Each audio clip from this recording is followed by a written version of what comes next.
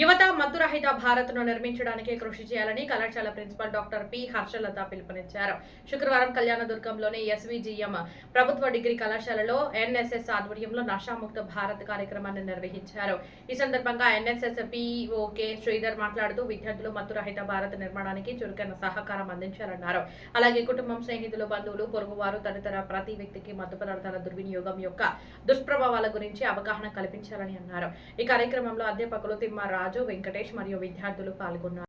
భారత్ కోసం మత్తురహిత యువత కోసం నేను హిందూ మూలంగా ప్రతిజ్ఞ చేస్తున్నాను. నేను ఏ రూపంలోనైనా లేదా ఏ ప్రయోజనం కోసమైనా ఎలాంటి హానికరమైన లేదా మత్తు కలిగించే పదార్థాలను సేవించను మరియు ఇతరులను కూడా మత్తు పదార్థాలకు దూరంగా ఉండమని ప్రోత్సహిస్తాను. మత్తు రహిత అందిస్తానని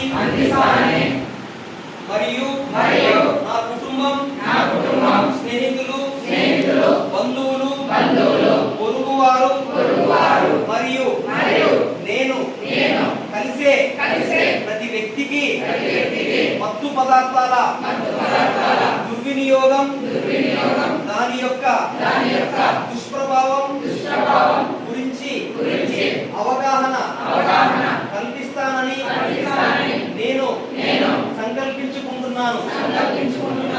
ఆరోగ్యకరమైన చైతన్యవంతమైన మరియు సాధికారత కలిగిన యువశక్తి నిర్మించడానికి నేను అంకిత భావంతో ఉంటానని మరియు విజయ భారత్ కోసం మత్తు రహిత యువ అనే సంకల్పాన్ని సాకారం చేయడానికి పూర్తిగా సహకరిస్తాను.